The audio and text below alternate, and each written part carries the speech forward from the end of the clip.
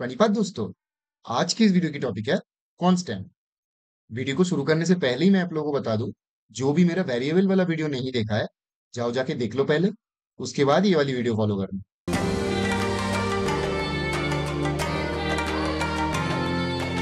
सबसे पहले बात कर लेते हैं definition of constant.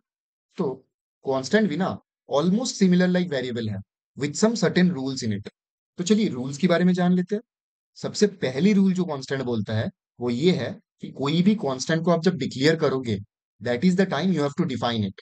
That is the first rule. And second rule ये बोलता है कि आप एक बार कोई कांस्टेंट को डिफाइन कर लिए ना, उसके बाद आप उसकी वैल्यू को चेंज नहीं कर सकते, यानी कि उसकी वैल्यू को रीअसाइन नहीं कर सकते।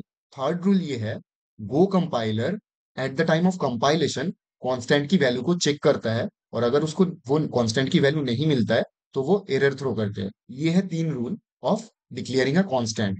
तो चलिए आप एक एग्जांपल लेते हैं और देखते हैं कैसे हम लोग कांस्टेंट को डिक्लेयर कर सकते हैं एंड ये सारे रूल्स भी एप्लीकेबल होते हैं कि नहीं।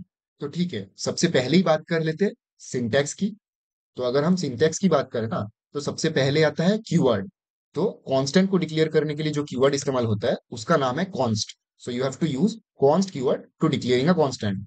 अब उसके बाद जैसे कि वेरिएबल का नेम डिफाइन करते थे, वैसे ही कांस्टेंट नेम होगा एंड उसकी डेटा टाइप, लेट्स से अपने स्ट्रिंग चुन लिया। अब now let's try to declaring a constant based on the syntax that we have learn. तो सबसे पहले हम लोग दे देते हैं keyword which is const here. अभी कांस्टेंट का हम लोग नाम दे देते हैं, लेट्स से की। मैंने आप लोगों को क्या बोला था, कांस्टेंट की फर्स्ट रूल ये बोलता है कि at the time of declaration you have to define it, right, otherwise it will throw an error. तो देखो, आप अगर ये एरर को होवर करोगे तो ये क्लियरली वही चीज बोल रहा है कि कांस्टेंट की वैल्यू जो है वो अननोन है, राइट। तो इसका सोल्यूशन क्या है, you have to define a value. तो लेट्स से हम लोग दे देते हैं गोलैंड, ठीक है। अब देखो इधर कोई भी एरर नहीं है, तो हम लोग का फर्स्ट रूल फॉलो हो रहा है। ऑल्सो इसकी डेटा टाइप ना भी दो तो भी चलेगा। इसको हम लोग क्या बोलते थे, टाइप इन्फरेंस। तो अगर आप लोग चाहो तो आप लोग टाइप इन्फरेंस भी इधर कांस्टेंट के साथ कर सकते हो। That is how you can declare a constant following the first rule. अब सेकेंड रूल क्या बोला था मैंने, कि एक बार आपने कांस्टेंट को डिक्लेयर कर दिया तो आप इसकी वैल्यू को चेंज नहीं कर सकते। तो ट्राई करके देख लेते हैं। इंस्टेड ऑफ गोलन हम लोग बोलते हैं गूगल। तो देखो ये फिर से एरर थ्रो कर रहा है। अब अगर एरर को होवर करोगे तो आपको क्या बोल रहा है, can not assign to a key. तो इसका मतलब आप इसको रीअसाइन नहीं कर सकते, जो कि मैंने सेकेंड रूल बोला था। ठीक है, अब चलो इसको प्रिंट कर लेते हैं। देखो कांस्टेंट प्रिंट हो गया। अब हम लोग तीसरी रूल की बात करते हैं।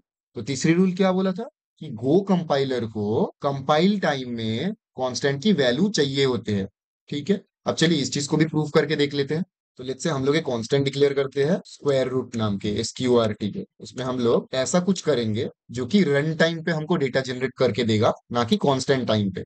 तो लेट्स से हम लोग एक फंक्शन को कॉल करते हैं मैथ डॉट स्क्वायर रूट। वो क्या करेंगे, आप कोई भी वैल्यू दोगे उसका रूट निकाल के देगा। बट देखो अगर आप इस एरर को होवर करोगे तो ये वही बोल रहा है कि उसको कंपाइल टाइम पे डेटा नहीं मिल रहा। तो ये थे कांस्टेंट की तीन रूल की प्रूफ। अब आप लोगों के मन में एक क्वेश्चन आ सकता है कि अब जब हम लोगों के पास वेरिएबल जैसी चीज है जिसको हम लोग कभी भी इस्तेमाल कर सकते हैं, कभी भी उसकी वैल्यू को असाइन रीअसाइन कर सकते हैं, और इसमें ऐसा कोई रूल्स भी नहीं है, तो what is the purpose of utilizing constant in the real life. Constant की ये जो सर्टेन रूल्स है ना, that actually makes constant meaningful to use it in the real life. जैसे मैं आपको एक एग्जांपल देता हूँ। मान के चलो आपको कोई कॉन्फ़िगरेशन यूटिलाइज करना है। जैसे मान के चलो आपको माइस्क्ल का कॉन्फ़िगरेशन यूटिलाइज करना है, या फिर रेडिस इस्तेमाल करना है, आपको RabbitMQ इस्तेमाल करना है। तो इसकी सारे होस्ट पोर्ट की जो सारे डिटेल्स होते हैं, राइट, वो तो कांस्टेंट ही होते हैं ना। तो आप एक बार कोई भी फाइल में आप उसकी कांस्टेंट डिक्लेयर कर दो एंड आप उसको यूटिलाइज करो आपकी जो भी जहां जहां पे भी उसकी जरूरत पड़े। मैं एक रेडिस का एग्जांपल देकर आपको समझाता हूँ। जैसे मान के चलो कि आप एक कांस्टेंट की ग्रुप बनाओगे, तो मैंने ग्रुपिंग के बारे में वेरिएबल वाले वीडियो में ही बात किया था। तो हैवंट वॉच में वेरिएबल वाला वीडियो जाके देख लो, आपको समझ लग जाएगा कि इसको हम लोग कांस्टेंट की ब्लॉक या फिर कांस्टेंट की ग्रुपिंग बोलते हैं। तो जिसमें आप रेडिस की होस्ट डिफाइन कर दो, वैल्यू दे दो लेट्स से लोकल होस्ट, उसकी पोर्ट दे दो, पोर्ट लेट्स से 6973। तो आपने ये होस्ट एंड पोर्ट डिफाइन कर लिया, ठीक है।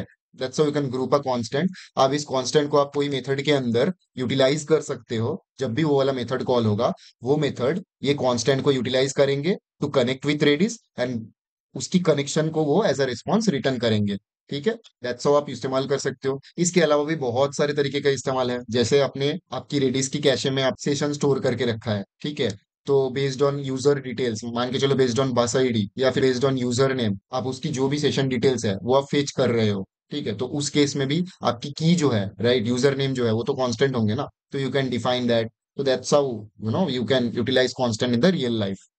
ठीक है, तो इस वीडियो को इधर ही खत्म करते हैं। अगर वीडियो इन्फॉर्मेटिव लगा हो तो प्लीज लाइक कर दो, कमेंट कर दो, कोई भी डाउट है तो, नहीं तो शेयर कर दो।